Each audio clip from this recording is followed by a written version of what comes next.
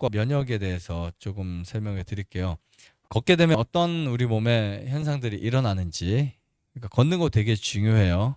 인간이 하는 운동의 가장 완벽한 운동을 걷는 것이라고 할 수 있어요. 그러니까 사실 운동 중에서 가장 좋은 운동이 걷는 운동이에요. 산책, 빨리 걷기 이런 것들. 그러니까 걷는 것보다 더 좋은 운동은 전혀 없습니다. 근데 걸을 때 뭐 그냥 대충 걷는 게 아니고 그냥 씩씩하게 걷는 거죠. 고개를 좀 이렇게 젖히고 어깨를 펴고 걷는 건데, 그냥 단순히 걷기만 해도요, 관절, 뼈, 신경, 근육 조화롭게 움직이게 할 수 있습니다. 이 중에 하나라도 문제가 되면 잘 걷지 못해요. 발목의 근육이라든지 인대 문제라든지 뼈가 금이 갔다든지 아니면 신경에 문제가 온다든지 그러면 막 찌릿하고 뻐근하고 그래서 잘 못 걷습니다. 여러분들 좋아하는 만보 걷기 잘 못한다고 그죠? 근데 꼭 만보는 안 걸어도 괜찮아요. 많은 사람들이 운동 부족으로 인해서 전 세계적으로 뭐 거의 많은 경우에 체력이 많이 약해졌어요. 옛날보다. 기본 체력, 기초 체력. 옛날에는 정말 몸을 많이 썼잖아요. 많이 걸어 다녔잖아요. 그리고 계단도 많이 다니고.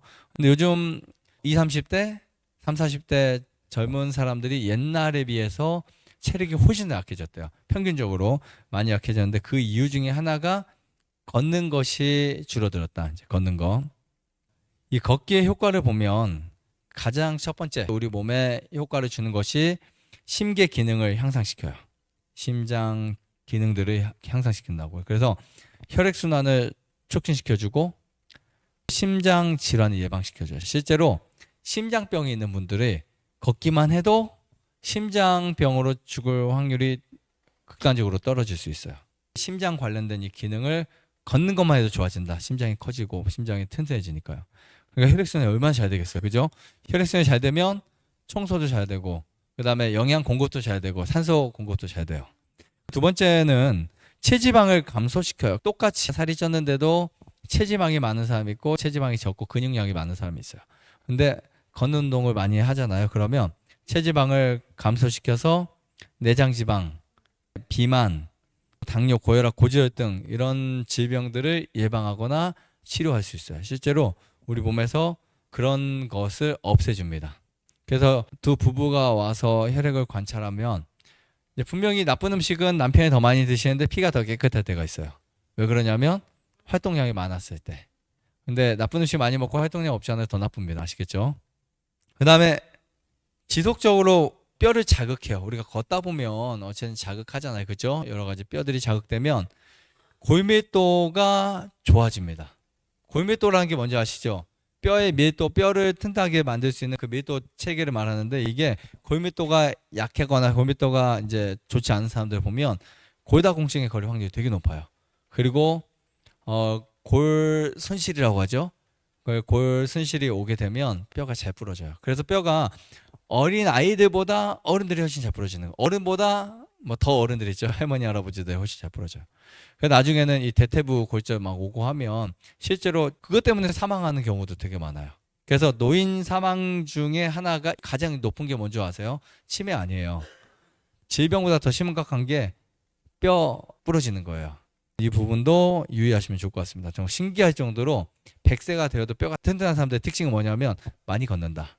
아시겠죠? 많이 걷는 100세 노인은 뼈가 튼튼하다라고 볼 수 있습니다. 그래서 이 뼈를 자극하기 때문에 이 골밀도가 유지되고요. 골다공증이 사라질 수 있습니다. 그 다음에 걷잖아요. 정말 좋은 게 뭐냐면 이 정신적으로 몰린 뜨거운 혈액들, 나쁜 혈액들이 내려가기 시작해요. 혈액이 막 순환되잖아요. 근데 누워서 막 스트레스 막 하잖아요. 그러면 피가 어디로 올라요? 다 머리로만 올라요. 굉장히 안 좋습니다.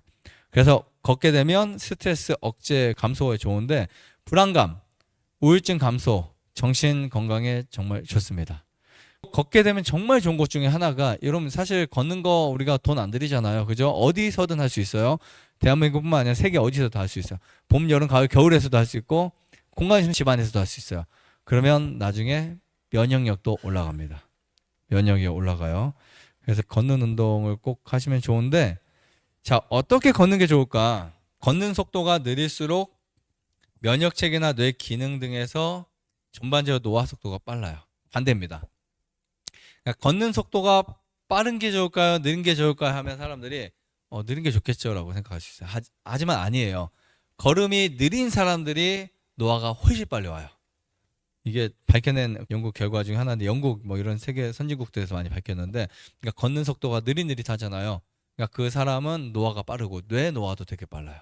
걷는 속도가 빠른 것이 훨씬 좋습니다. 초조하게 우리가 막 그렇게 걷는 건 아니지만 좀 빠른 걸음 되게 좋고요. 이 걷는 속도에 따라서 연구 결과는 뭐가 있냐면 심폐 기능과 척추 건강이 달라져요. 그러니까 느리게 걷는 거 되게 안 좋아요. 물론 뭐 느리게 걸을 수 있지만 산책을 너무 느리게 하는 것들은 몸의 균형 감각에도 좋지 않다라고 합니다. 영국 킹스 칼리지 런던과 미국 듀크 대학 뉴질랜드 국적의 1972년생과 1973년생 총 1000명을 대상으로 실험을 했어요. 근데 보행 속도와 노화 연관성을 이제 면밀하게 연구하기 시작합니다. 사람들이 여기에 분명히 뭔가 근거가 있다는 사실을 발견하고 실제로 연구를 합니다. 연구팀은 2년마다 신체 검사를 해요. 뇌를 스캔해요. 그리고 나서 만 45세가 되었을 때 평소 걸음으로 걷는 속도를 측정했는데, 어린 시절부터 2년마다 받은 인지 검사 결과도 역시 참고를 했어요. 왜냐하면 정상인지도 알아야 되고, 그죠? 근데 이 연구팀은 이런 바탕으로 이제 걷는 속도가 천차만별했지만 대체로 걷는 속도가 느린 사람과 빨리 걷는 사람의 차이를 딱 나눠서 봤더니 정말 신기한 결과를 경험했습니다. 폐, 치아, 면역 체계가 가속 노화 징후를 느리게 걷는 사람들에게 굉장히 많이 보여줬다. 그래서 앞으로 여러분들은 좀 빨리 걷는 연습을 하셔야 돼요. 아시겠죠? 빨리 걷는 연습. 이렇게 걷는 것만으로도 몸이 좋아질 수 있다. 해보면 하겠죠, 그죠? 충분히 걷는 거 꼭 추천드리겠습니다. 좋아요, 구독, 안내자전 눌러주세요. 눌러주세요.